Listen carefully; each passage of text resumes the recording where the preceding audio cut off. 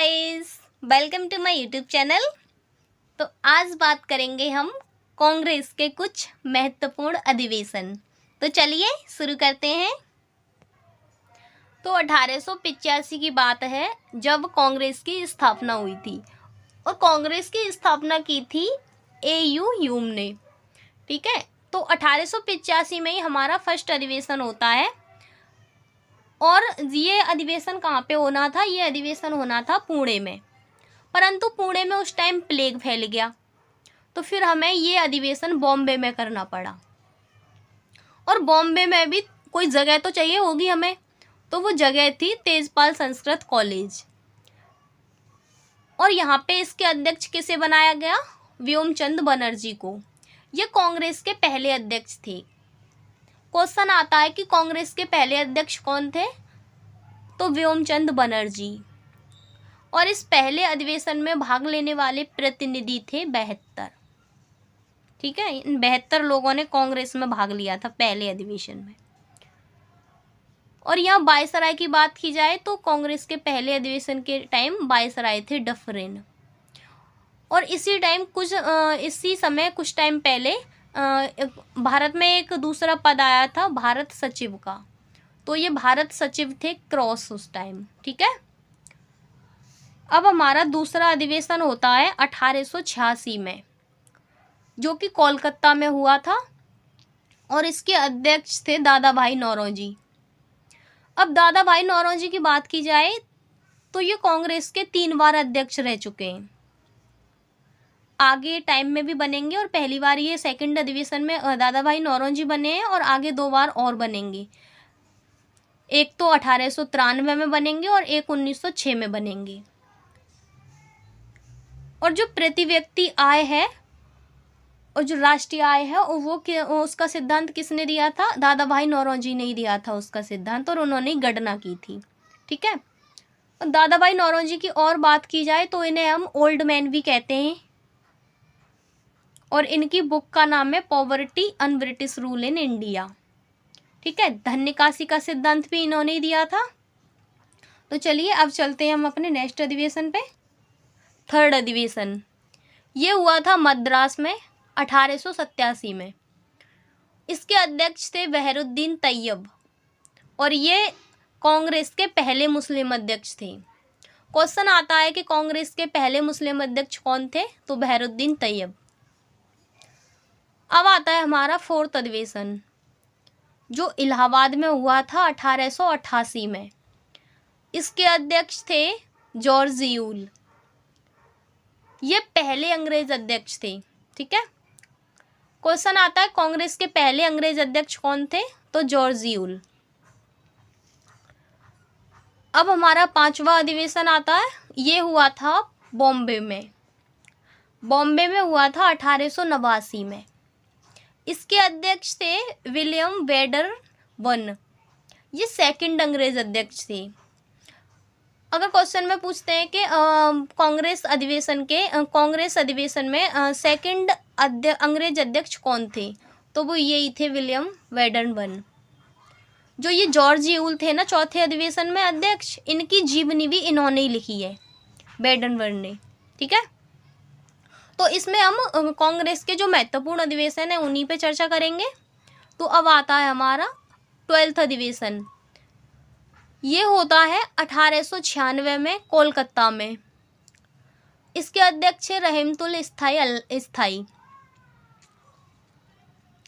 First time इन्हीं के time में रहमतुल्लाह स्थानी के टाइम में ही फर्स्ट टाइम वंदे मातरम गाया गया था और यहीं पे इसे अपनाया गया था 1996 में। अब आता है हमारा 1890। 1890 में कोलकाता अधिवेशन हुआ था और इसी में पहली बार कांग्रेस को पहली बार किसी महिला ने संबोधित किया था और वो महिला थी कादम्बिनी गांगुली, जो फर्स्ट ग्रेजुएट थी। ठीक है, अब हमारा अधिवेशन होता है 1905 में, जिसे हम जानते हैं बनारस अधिवेशन के नाम से। इसके अध्यक्ष थे गोपाल कृष्ण गोखले और इसी अधिवेशन में बंगाल विभाजन के विरोध में स्वदेशी आंदोलन शुरू हुआ था, जिसमें विदेशी सामान का बहिष्कार किया था। ठीक है। नेक्स्ट अधिवेशन है हमारा 1906 कोलकाता अधिवेशन, जिसके अध्यक्ष थे दादा भाई नौरोजी, और इन्होंने ही पहली बार स्वराज शब्द की मांग की थी कांग्रेस के कोलकाता अधिवेशन में। ठीक है। फिर होता है हमारा 1907 में सूरत अधिवेशन। सूरत अधिवेशन में जो कांग्रेस में दो पार्टी थी, एक नरम दल और एक गरम दल। नरम दल के नेता थे फिरोज शाह मेहता, दादा भाई नौरोजी, गोपाल कृष्ण गोखले, और गरम दल के नेता थे बाल गंगाधर तिलक, विपिन चंद, लाला लाजपत राय। तो ये लोग, जो नरम दल के लोग थे, वो कह रहे थे कि अध्यक्ष बनाएंगे रास बिहारी घोष को, और ये जो गरम दल के नेता थे वो कह रहे थे अध्यक्ष बनाएंगे बाल गंगाधर तिलक को। तो इसी में इनका मत एक दूसरे से मेल नहीं खाया और इनका विभाजन हो गया। ये नरम दल अलग हो गया और गरम दल अलग हो गया। फिर विभाजन के बाद जो अध्यक्ष बना वो अध्यक्ष थे रास बिहारी घोष। ठीक है। फिर उसके बाद हमारा नेक्स्ट अधिवेशन होता है 1911 में। ये कहाँ पे हुआ था? ये कोलकाता में हुआ था। बिशन नारायण इसके अध्यक्ष थे। ठीक है। और राष्ट्रगान पहली बार इसी अधिवेशन में गाया गया था 1911 में कोलकाता में, और यहीं पे भारत की राजधानी वहाँ से कोलकाता से लखनऊ होगी, ये भी इसी अधिवेशन में कहा गया था। अब इसके बाद हमारा अधिवेशन होता है 1916 में, जो कि लखनऊ में हुआ था, और इसके अध्यक्ष थे अंबिका चरण मजूमदार।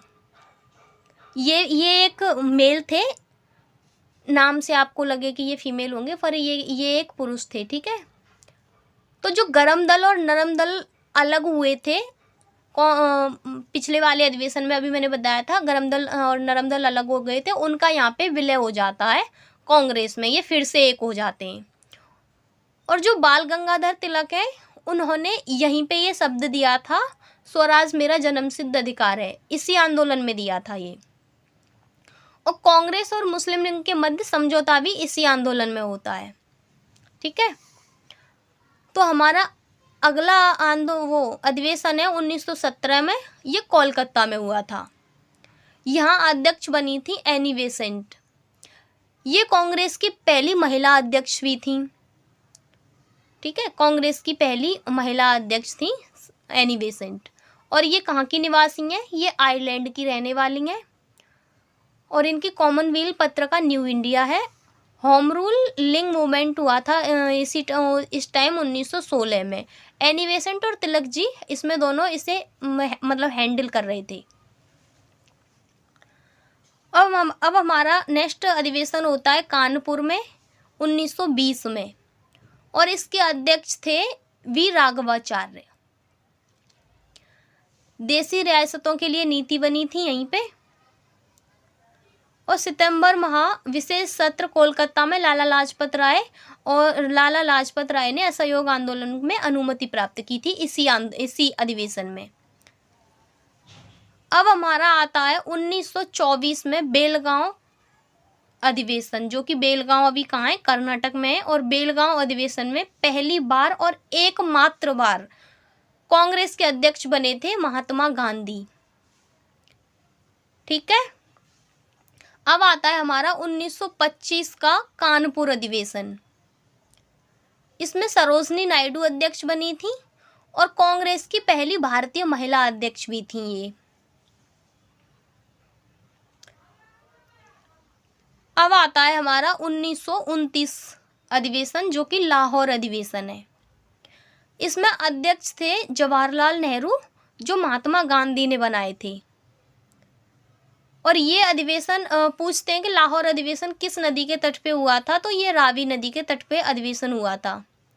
ठीक है। और पहली बार पूर्ण स्वराज की मांग भी इसी अधिवेशन में की थी। दांडी यात्रा की शुरुआत भी 1930 में इसी अधिवेशन में की थी। सविनय अवज्ञा आंदोलन भी यहीं पे शुरू हुआ था, और 26 जनवरी 1930 को पूर्ण स्वराज दिवस मनाया गया था।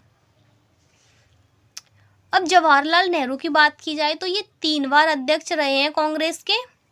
एक बार 1929 में लाहौर अधिवेशन में, और सेकंड बार 1936 में लखनऊ अधिवेशन में, और 1937 में फैजपुर में। ठीक है, चलिए नेक्स्ट अधिवेशन की ओर चलते हैं। नेक्स्ट अधिवेशन है हमारा 1931 में कराची अधिवेशन। यहाँ पे अध्यक्ष कौन बने थे? सरदार वल्लभ भाई पटेल। और यहीं इसी कराची अधिवेशन में महात्मा गांधी को काले झंडे दिखाए थे, क्योंकि इसी अधिवेशन में उनको भगत सिंह को फांसी वगैरह हुई थी, और इनसे महात्मा गांधी से उम्मीद लगाई जा रही थी कि ये भगत सिंह को बचा लेंगे, तो इस मैटर में इन्हें यहाँ काले झंडे दिखाए गए थे। और इसी कराची अधिवेशन में मौलिक अधिकारों का प्रस्ताव रखा गया था पहली बार।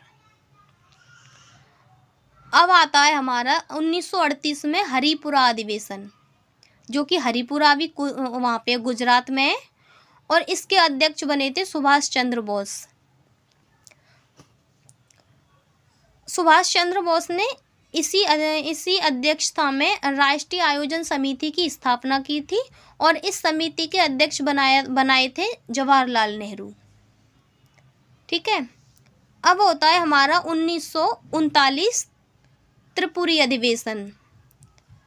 त्रिपुरी जबलपुर एमपी में है, और यहाँ पे एक साइड थे महात्मा गांधी और एक साइड थे सुभाष चंद्र बोस। महात्मा गांधी चाहते थे कि ये पट्टाभी सीतारमैया अध्यक्ष बने, और सुभाष चंद्र बोस जो है चुनाव जीत गए। परंतु ये महात्मा गांधी इनसे रूठे हुए थे, क्योंकि ये पट्टाभी सीतारमैया को अध्यक्ष बनाना चाहते थे और ये चुनाव हार गए। तो इसी कारण से सुभाष चंद्र बोस ने इन्हें अपने पद से इस्तीफा दे दिया। फिर जब सुभाष चंद्र बोस ने रिजाइन कर दिया अपने पद से, तो यहाँ पे नए अध्यक्ष बनते हैं। नए अध्यक्ष कौन बनते हैं? त्रिपुरी अधिवेशन के राजेंद्र प्रसाद। यहाँ राजेंद्र प्रसाद अध्यक्ष बनते हैं। ठीक है, अब हमारा अगला अधिवेशन होता है 1940 में रामगढ़ झारखंड अधिवेशन। इसके अध्यक्ष बने थे मौलाना अब्दुल कलाम, और ये लगातार ऐसे व्यक्ति थे जो 6 साल तक अध्यक्ष रहे, और सबसे युवा कांग्रेस के अध्यक्ष भी यही थे। और 6 साल तक इनके अध्यक्ष रहने का मेन कारण क्या था?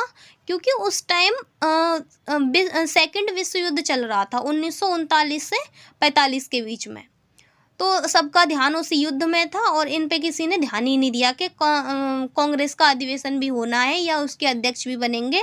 तो इस चक्कर में ये 6 साल तक अध्यक्ष बने रहे। अब आता है हमारा 1946 में मेरठ अधिवेशन, जो मेरठ अभी कहाँ है? यूपी में। और यहाँ पे अध्यक्ष बनाए गए थे जेवी कृपलानी, और इन्हीं के टाइम 15 अगस्त 1947 को हमारा देश आज़ाद हो गया था, और अध्यक्ष थे उस टाइम जेवी कृपलानी। और फिर स्वतंत्रता के बाद अधिवेशन होता है हमारा 1948 में, ये होता है जयपुर में, और यहाँ पे अध्यक्ष बनाए गए थे पट्टाभी सीतारमैया, जो कि महात्मा गांधी इस अधिवेशन में बना रहे थे इन्हें, इसमें नहीं बन पाए तो ये यहाँ पे बना दिए अध्यक्ष। आज़ादी के बाद पहला अधिवेशन हुआ था ये, और इसमें अध्यक्ष थे पट्टाभी सीतारमैया। तो गाइस, इस तरह से हमने आपको पूरे कांग्रेस के अधिवेशन बता दिए हैं एकदम शॉर्ट फॉर्म में। और अगर आपको वीडियो अच्छी लगे तो लाइक, सब्सक्राइब एंड शेयर ज़रूर करना। Thanks for watching my video.